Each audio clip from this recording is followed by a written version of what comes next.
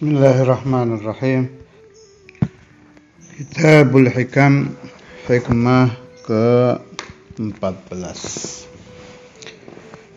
Qala radhiyallahu anhu wa nafa'ana bihi bi asrarih fid dharain amin. Al-kaunu kulluhu dhulmatun wa innama anarahu dhuhurul haqqi fihi.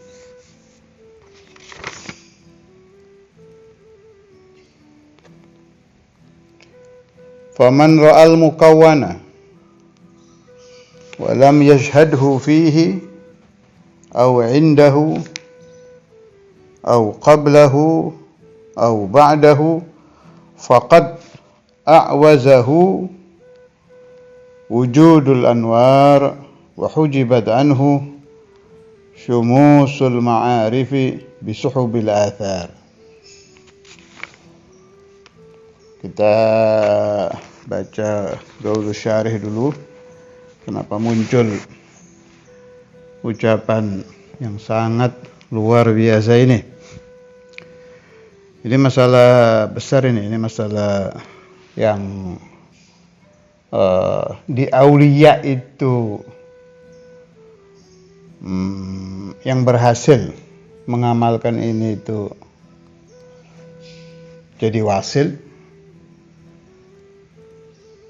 Bagi aulia yang mengamalkan ini tidak kuat, jadi majdzub, malah di beberapa kasus sampai dihukum mati. Bagi orang yang akalnya ketika memahami ini terpeleset, jadi tersesat. Yang tersesat ini dibagi dua lagi. Tersesat untuk diri sendiri, atau yang na'udzubillah banyak kasus di mana-mana menyesatkan murid-muridnya. Saya lumayan paham masalah ini sebab pernah saya tahun berapa itu sama Habib Muhammad, kakak saya itu waktu itu yang ikut sama kita itu Pak Kuko Darul Hadis. Itu kita sampai sowan ke kiai, ke habaib-habaib untuk menerangkan tentang masalah ini, sebab ada beberapa dalil yang konon katanya berasal dari Darul Hadis dipakai, padahal tidak. Masalah apa? Masalah wahdatul wujud. Qala syarih, thumma syara'a rahimahullahu yatakallamu ala syai'in minal ma'arif linashtil murid hatta yudrika dhalika dhawqan. Fatakallama ala wahdatil wujud allati ufridat bitta'lif. Sayyid Ibn Athaillah itu dari awal hikmah sampai 13 hikmah itu kan luar biasa itu. Wah, ibarat orang dipukuli habis-habisan sampai jatuh-jatuh. Yang ingin mengamalkan ya, yang merasa kalau dirinya sakit, maksud saya itu. Kalau yang membaca hikam orangnya merasa sehat, ya tidak merasakan apa-apa. Kalau orangnya merasa sakit, waduh, saya kalau sudah baca hikam, padahal saya bukan jenis orang yang merasa sakit, sedang-sedang saja. Itu rasanya kayak ditelanjangi, terus kayak dituding. Udah sampai mana kamu ini? Wah, hikam ini betul-betul membuat orang malu. Betul-betul membuat orang merasa tidak punya apa-apa. Betul-betul memasukkan faham la haula wala quwata illa billahil aliyyil azim. Sahibul hikam, kata syarih, tahu bahwa si pembaca ini merasakan apa ya yang saya takbirkan tadi itu, udah nyaris nggak kuat sudah. Saya harus bagaimana? Mau kemana ini? Nah, karena itu beliau hibur ini. Thumma syara'a rahimahullah yatakallamu ala syai'in minal ma'arif.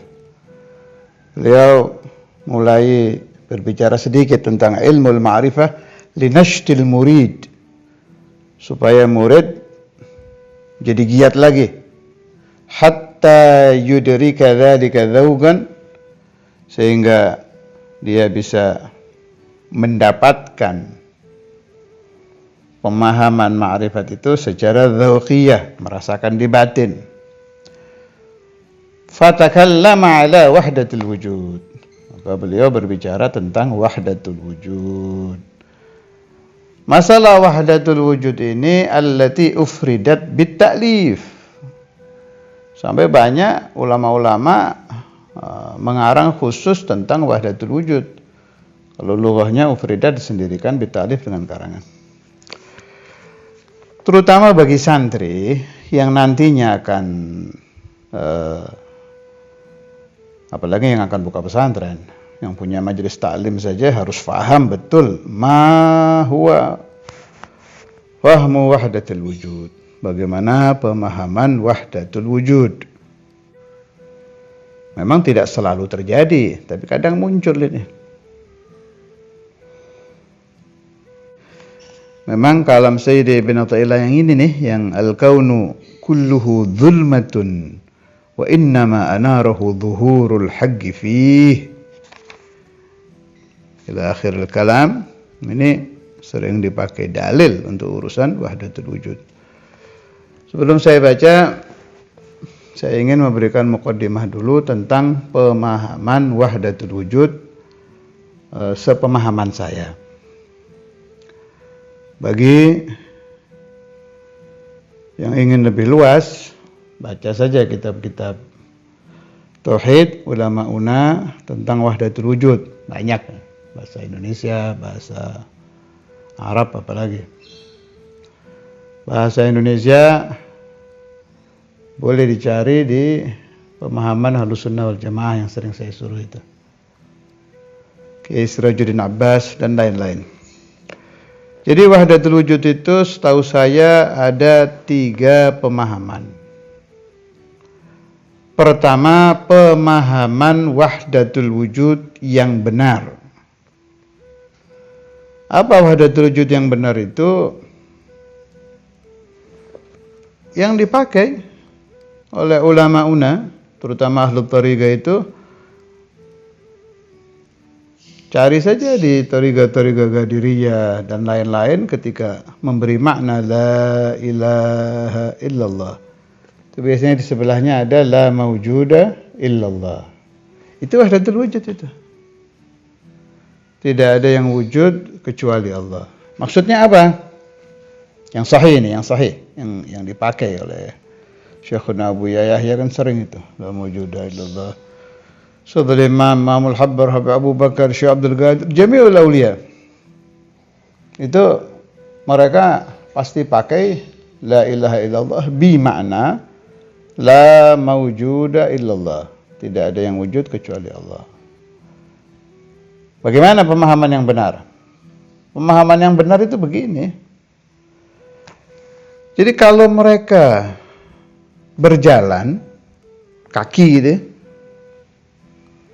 itu sudah merasakan dzauqiyah per detik bahwa jalannya mereka itu dijalankan Allah. Ini yang harian dulu. Ketika mereka mengajar per detik, umpama ngajar 1 jam, per detiknya itu betul-betul merasakan la muallima illallah. Mulai keluarnya ucapan, melihat wajah pendengar, ini paham belum, ini kurang paham, ini tidak paham. Itu betul-betul merasakan Allah semua ini. Yang menggerakkan pikiran pendengar, Allah. Yang menggerakkan bibir waktu berbicara, Allah. kalimat-kalimat kata per kata yang keluar dari mulut disampaikan ke hati pendengar? Yang menyampaikan Allah. Bedanya ukuran pemahaman per kepala dari pendengar yang membeda-bedakan Allah. Itu dzauqiyah, dirasakan terus itu. Itu makna la maujuda illallah. Kalau mereka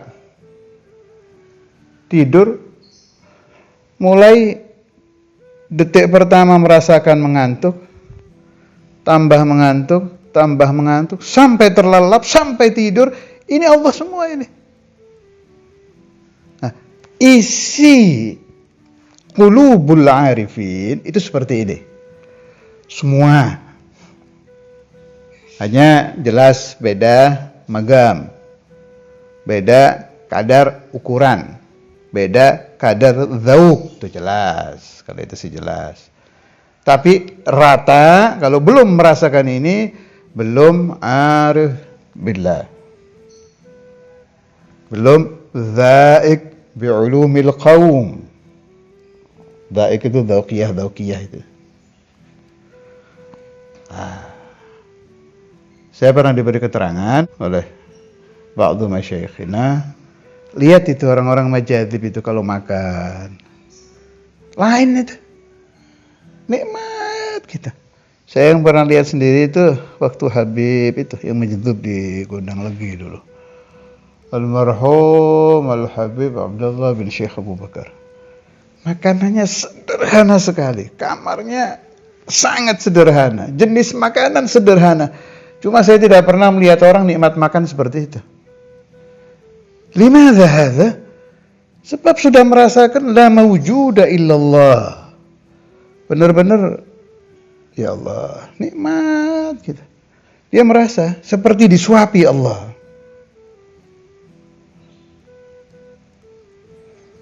Wahdatul wujud ini boleh dibilang ibarat orang sekolah itu lulus sudah. Begitu merasakan ini lulus. Tapi ternyata ini luar biasa untuk arifin, ada juga yang terpleset. Terplesetnya dua macam ini. Ada terplesetnya saking nikmatnya pemahaman itu sehingga akalnya itu nggak kuat, tidak kuat. Terlalu nikmat, tidak kuat, sampai nggak ingat apa-apa di situ saja. Sampai tangannya gerak tidak sadar, kakinya gerak tidak sadar, jalan tidak sadar. Sudah ingatnya cuma ke situ aja. Ini yang diistilahkan wali-wali majdzub. Mereka benar di anfusihim, untuk diri mereka. Tapi haram diikuti untuk ghairuhum. Ini salah kaprahnya ini orang-orang di sini. Kadang-kadang orang majdzub dijadikan guru, dijadikan mursyid. Mereka tidak sholat, ikut tidak sholat. Waduh. Mereka jalan-jalan sampai nggak tahu subuh, zuhur, asar, maghrib, isya, ikut jalan maghrib. Dan itu saya tahu di beberapa daerah terjadi. Alasannya ikut Habib, ikut Syekh, ikut wali. Nggak ngerti ini majdzub, mereka sedang kemana, sedang tidak ingat apa-apa ini.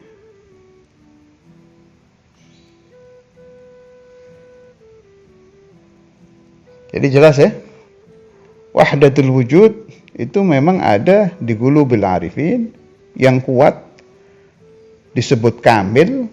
Jadi batinuhu hanya ingat Allah, la mawjuda illallah. Zahiruhu yu'allim, yudarris, yu'ashir ahlahu, tetap normal. Ini yang harus diikuti dari para mursyid, para masyayikh yang kamil-kamil ini. Kelompok kedua yang tadi saya terangkan itu wahdatul wujud, yang benar untuk dirinya, tapi karena terlalu nikmat di situ tidak boleh diikuti, haram diikuti. Sebab syariat mereka itu tidak terpakai tanpa sengaja, tanpa mereka sadari. Makanya biasanya kan si majadzib itu ada yang sampai mati itu ada yang sampai wafatnya, ada yang hanya sekian tahun, ada yang hanya sekian bulan, ada yang hanya sekian hari.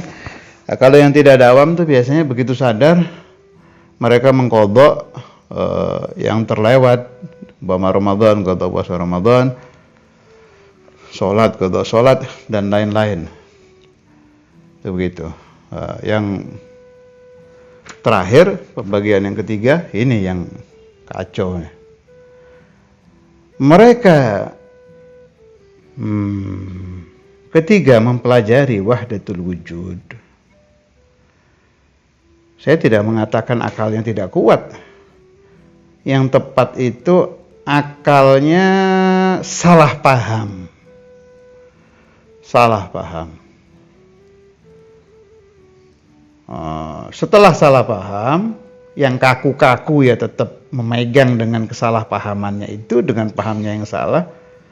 Yang orangnya wataknya tidak kaku, ya bisa jadi taubat. Tergantung masing-masing. Ini saya kalau ingat ini agak jengkel. Saya pernah menghadapi langsung urusan ini. Wah, susah itu. Sebab mereka ahlu wahdatil wujud yang tersesat ini menganggap pemahamannya benar, kita yang salah. Jadi ketika mereka mendengar Allahu Akbar, Allahu Akbar, azan itu, saya pernah lihat itu. Golongan mereka yang mendengar azan itu, kayak inti dia orang-orang menikmati musik gitu. Mau musik pop, mau musik barat, kan tenggelam, dzauq. Merasakan nikmat dengar musik itu kayak begitu. Tapi pemahamannya keliru. Pemahamannya apa? Jadi gini, wahdatul wujud yang keliru ini, mereka membagi mawujud jadi dua bagian saja. Sebetulnya benar kalau pemahaman kita, ya. Ini yang saya lagi cerita ini yang keliru nih, jangan diikuti nih. Mereka membagi mawujud jadi dua. Allah, pembagian kedua al-alam. Itu malah kalau lagi ngajar itu ditulis di papan itu. Allah, sebelahnya al-alam. Nah, Allah ya udah jelas Tuhan ya. Al-alam ini apa saja selain Allah. Ini masih sahih seperti pemahaman kita. Wahdatul wujudnya mana? Allah dan alam huwa sama saja. Jadi semua yang ada di alam ini, pohonkah, binatangkah, orangkah, laki, wanita, maaf ya, kotoran-kotoran, maaf, air-air kencing, sampah, semua itu Allah itu. Semuanya itu dijadikan satu di dalam pikiran kita itu. Semua mawujud, min jannah, wa nar, wa arsh, wa kursi, semuanya ini. Itu semua Allah. La haula wa la quwwata illa billah. Dan ini sudah menjadi faham loh, yang berakar. Apapun itu Allah. Ini wahdatul wujud yang sesat dan menyesatkan. Keliru dan membuat keliru orang lain. Gila dan membuat orang gila. Ini faham bahaya ini, wahdatul wujud yang seperti ini nih. Dan sampai detik ini masih di alam dunia ini masih ada di negara-negara ya otomatis yang negara muslim atau yang banyak orang Islamnya ya. Kalau orang kafir ya nggak ada paham wahdatul wujud. Di Indonesia juga masih ada.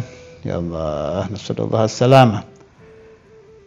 Anda mendengar dari saya ini mungkin akan merasa, masa sih kok bisa begitu? Tapi iya, ini begitu udah dipelajari, apalagi yang mengajarkan aliran wahdatul wujud yang sudah tenggelam di dalam pemahaman itu dan sudah meyakini betul itu pemahaman benar, disampaikan, wah terpleset. Apalagi kan ada bantuan syaitan di situ. syayatin wal iblis wal abalis ikut hadir di majelis wahdatul wujud mereka, mendorong masuk di pikiran-pikiran para pendengar, fadallu wa adallu. Nasallallahu as-salamah. Bagaimana caranya supaya anak cucu kita yang nantinya naudzubillah bertemu atau mendengar atau membaca satu kalimat saja dari wahdatul wujud yang sesat ini supaya tidak terpengaruh. Jalan keluarnya bagaimana? Hanya satu, fahami betul aqidatul awam, sanusiyah, aqaid ahlus sunnah wal jamaah, tapi mengambil pemahaman tauhid itu dari syekh yang musalsal, yang ada silsilahnya. Saya ambil pemahaman tauhid dari syekh fulan, syekh mengambil dari syekh fulan, dari syekh fulan sampai ke imamu ahli sunnah wal jamaah, imamu ahli tauhid, imam Abul Hasan al-Asy'ari dan imam Abu Mansur al-Maturidi. Bukan hanya silsilah qiraatul kitab, tapi silsilah pemahaman ini yang penting. Sebab kalau takbirnya sih, Anda melihat orang belajar tauhid yang benar ya sama saja, mewujud dibagi dua, Allah dan alam. Nah, itu pemahamannya kan beda jauh langit bumi antara ahlu wahdatil wujud yang tersesat dengan pemahaman ulama ahlus sunnah wal jamaah. Kembali ke kitab Al-Kaunu Al-Mukawwanat Al-Mawjudat bi asriha, semua yang diwujudkan Allah atau alam lah, alam ini, masih wallah ini, kulluhu, kesemuanya, zulmatun, gelap. Gelap di sini dipakai adamun mahdun la wujudalahu fi nadhari arbabis syuhud.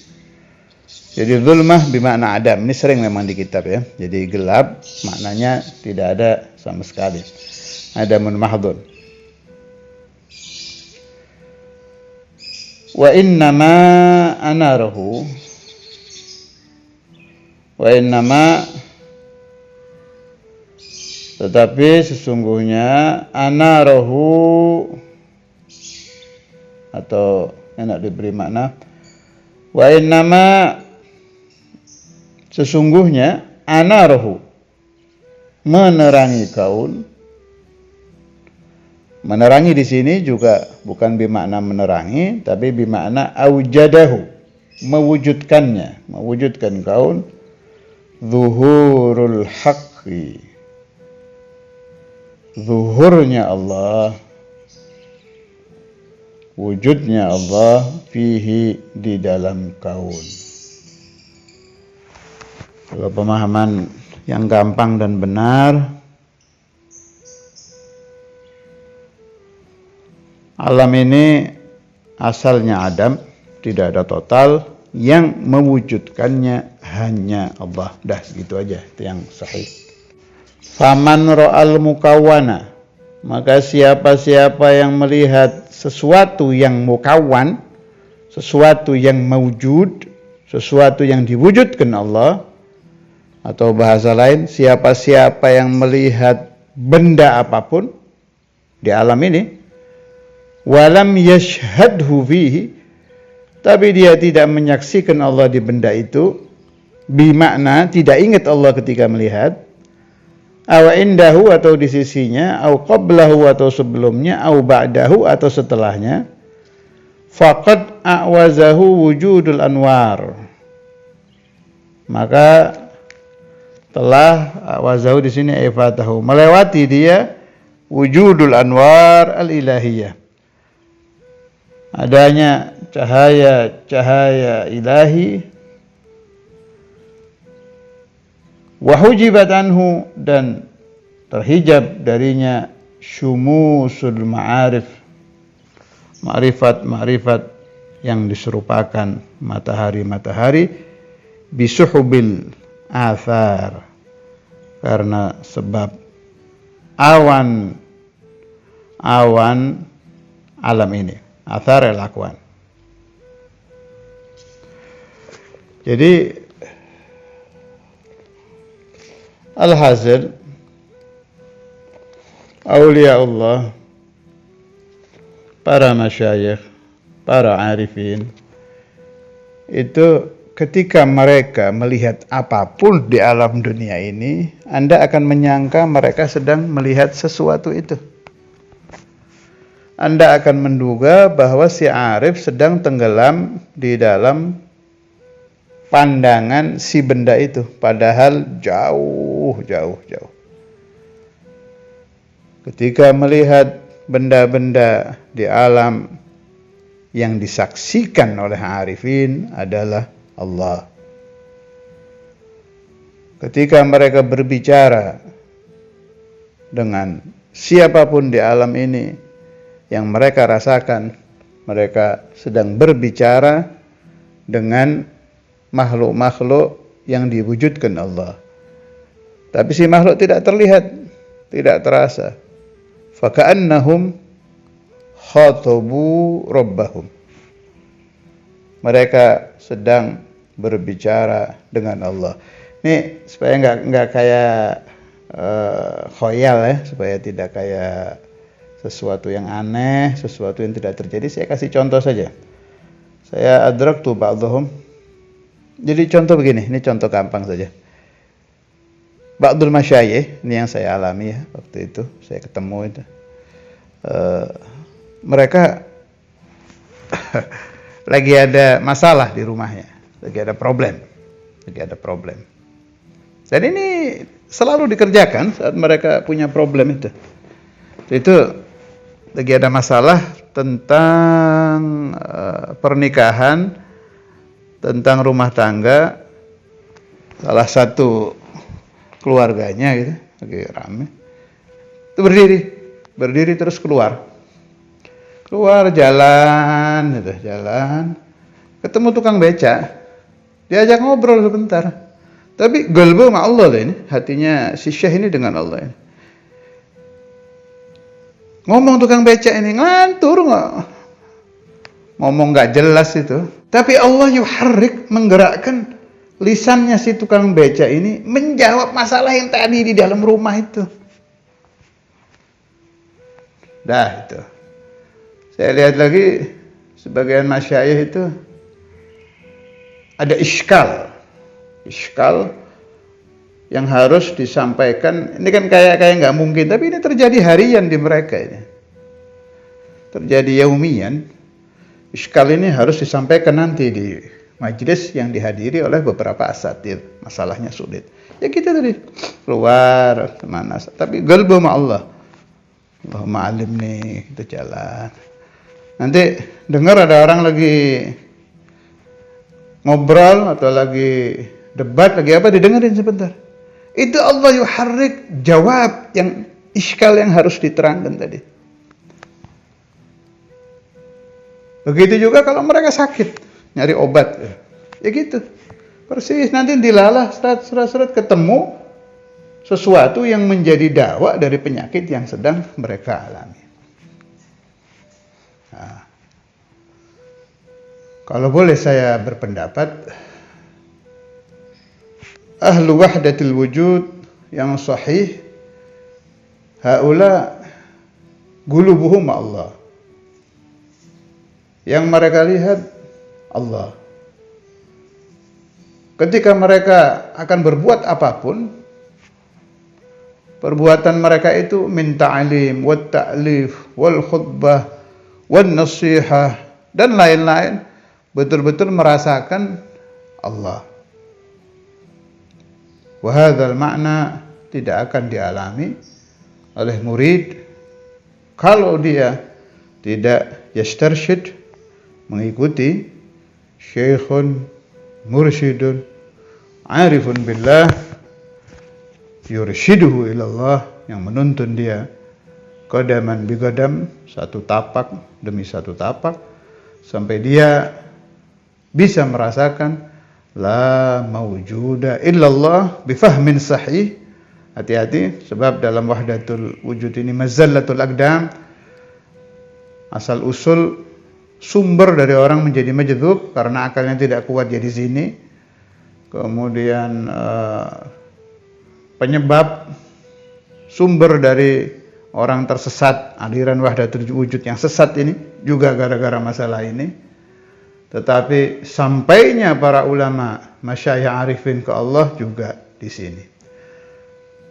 Allahumma hdina fi man hadait, wahdi ahbabana fi man hadait, wahdi al-aulad wad-dhurriyyah wal ahbab wat-talamid fi man hadait. Wassallallahu ala sayyidina Muhammad wa ala alihi wa sahbihi wasallam. Walhamdulillahirabbil alamin.